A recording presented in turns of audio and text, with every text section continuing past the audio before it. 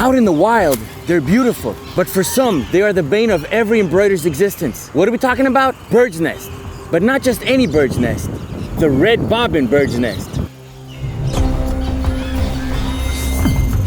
They wreak havoc on our projects and cause frustration and delays. But fear not.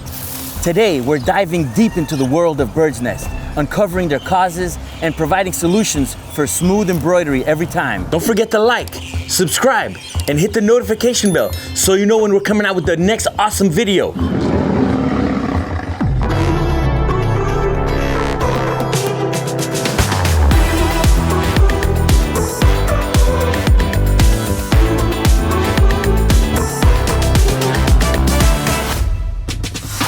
Let's start with the root of the problem.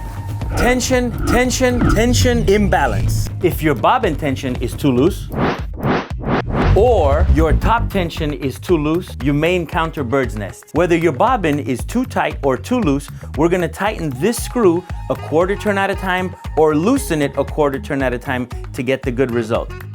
If the bobbin doesn't drop on its own, that's a good starting point. Now that the bobbin tension has been fixed, we're gonna go to the top tension. There are 3 different levels on this machine here. Top level, mid-level, and your lower level. Each one of these sets is an individual tension. So unlike the bobbin where you just set it and forget it, with the top tension, each single thread has 3 different knobs that have to be addressed. Now, you're only gonna try to fix the ones that are not balanced. And what we're trying to do is we're trying to create a perfect balance between the bobbin and the top tension. In the tug of war, the bobbin always has to win a little bit. So only address the knobs that are bird nesting on you or the ones that have loose thread. A good way to find out is if you do a tension test. That'll let you know exactly which thread is loose or too tight. If only one thread needs to be adjusted, I will only adjust the knobs that correspond to that thread. However, something that I like to do to reset the machine is if your knobs look like an equalizer where some of them are all the way in or some of them are all the way out, I like to have and set the knobs so that the top of the screw is right at the inner bevel of the knob. So in this case, this one is too far out, so I'm gonna screw it in until it reaches the inner bevel. This one is way too far in, so I'm gonna screw it out, or lefty-loosey, so that it is also right at the inner bevel of the screw head. So these right here are pretty much ready to go and I can run a tension test. If I need to make any more adjustments, I can then tighten or loosen. But when I say tighten, I'm not talking about a couple little clicks. That's not gonna go anywhere. Usually, you're gonna use these little marks on the knob, or you can make a reference point and give yourself 1 half turn or 1 whole turn. So make it a significant move so you can tell the difference when you're embroidering your tension test. This simple adjustment can work wonders on preventing thread buildup. Another common problem, improper thread path. With all the little loops and swoops that are involved in the threading process, it's really easy to overlook many of them. So I'm gonna walk you through it right now. First thing is we're gonna make sure that our spool is on the machine. We're gonna run the thread up through the first guide on the thread rack. It's gonna go through this little hole in the thread rack under this plate.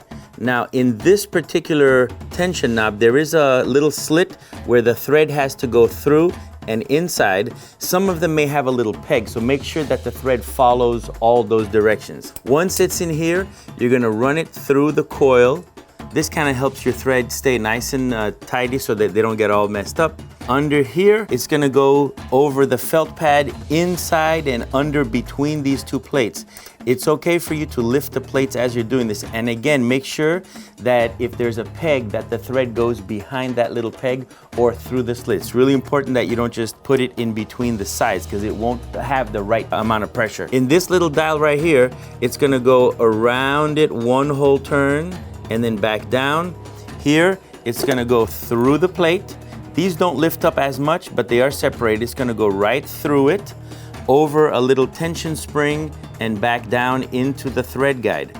Then it follows another thread guide. You're gonna follow the thread down into this thread guide, down over the bar. It's gonna go from behind it to in front of it, through this thread guide and up into the take-up lever. The thread is always going in this direction, not this direction. Once it goes through the take-up lever, it's gonna go back down into this thread guide behind the bar. And finally, the last thread guide, we put the thread through it. We're gonna pull the thread down. And once you're here, you're gonna thread your needle and you can push the thread back into the little thread hook. There's a little thread hook right at the base of the needle that you just kind of pass it under. Lastly, you can take the thread and just put it right through the presser foot and then into your spring bar. Those are the steps you have to follow, so thread carefully. But wait, there's more. We're not done yet. Not only are we going to create a bird's nest, but we're also gonna show you how to fix it. The first is gonna be our control.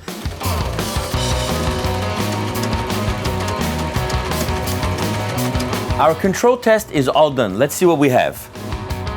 Here we have the 1/3 of color, 1/3 of bobbin, and another third of color. So this is exactly what it should look like. This is test number 2, no take-up lever.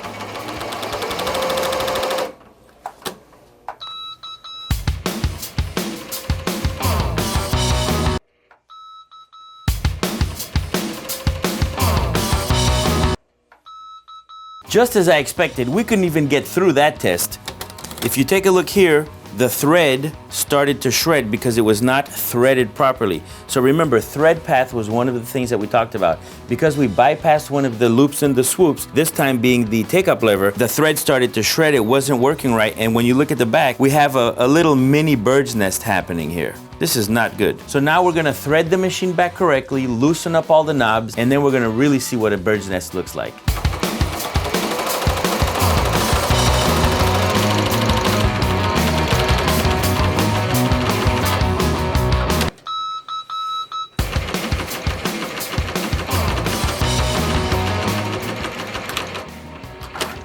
Did you guys hear that? So this is the beginning of a small bird's nest. I know you guys aren't happy. It didn't get down into the bobbin case. We got a mini bird's nest, but this time these knobs are almost falling off. But what I'm gonna do is I'm going to take this thread off from the pressure plate of the tension knob, and we're gonna run it one more time so you can really see what you guys paid for. Always listen to the sound that your machine is making. It'll tell you when it's acting up or not.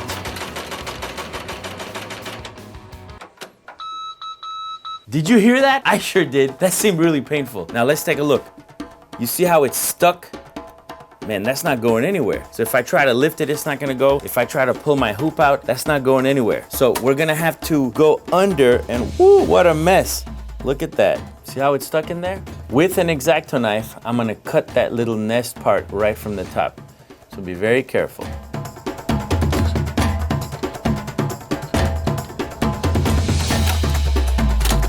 Isn't she beautiful? This is the bird's nest that I promised. Now we're gonna go ahead and clear the needle plate and the bobbin case area so we can try it again, but this time we're gonna get it right.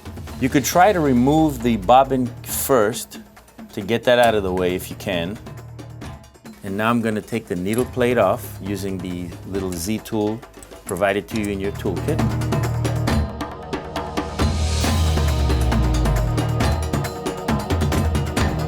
Because the thread is so jam-packed into the little pilot hole, if I try to pull it with my hand, I can't do it. So for this, I'm going to use my needle nose pliers. Simply grasp at the very base and twist. And there's our bird's nest. Look how beautiful that is. If you have any compressed air, feel free to use it just to make sure we get all the little loose threads out of here. Now, the needle plate is gonna go back on.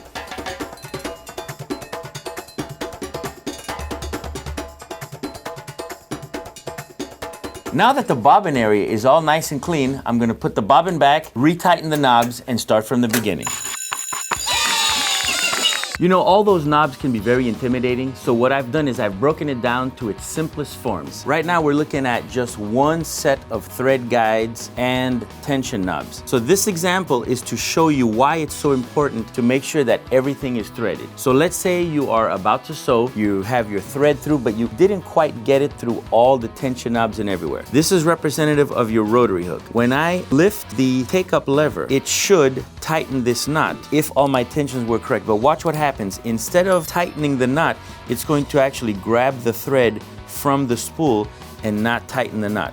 So what happens when the take-up lever goes back down again, more thread goes into the rotary hook, and then it comes back up again, takes up more thread from the spool, then it goes down into under the needle plate again.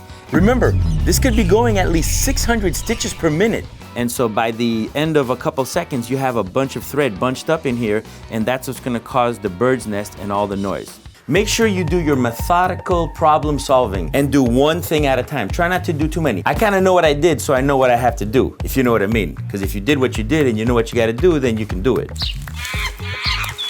Make sure you check the tensions first, check your thread path, make sure everything is running. Once you have that, then you can start. All right, here we go. This is exactly how your machine should sound.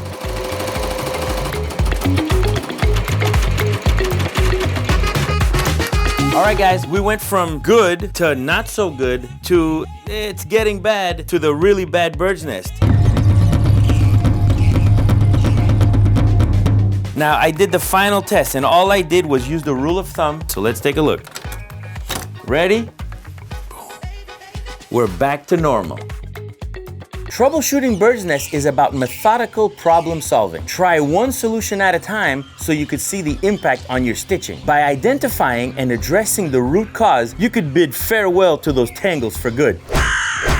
If you've enjoyed today's episode, I encourage you to go back and check our previous episode of Deconstructed, where you can learn how to recreate a hat using puff embroidery. I'll make sure to leave a link to the video above and in the description below. If you're looking for more inspiration for your next embroidery project or want more decorating advice, check us out on Facebook and join our embroidery and printing business help group. If you haven't done so already, follow us on Instagram and TikTok for informative and entertaining content. Also, if you have any designs you'd like to see us try to recreate, leave them in the comments below. That's it, guys. I hope you enjoyed this episode as much as I like making it. Now for more adventure.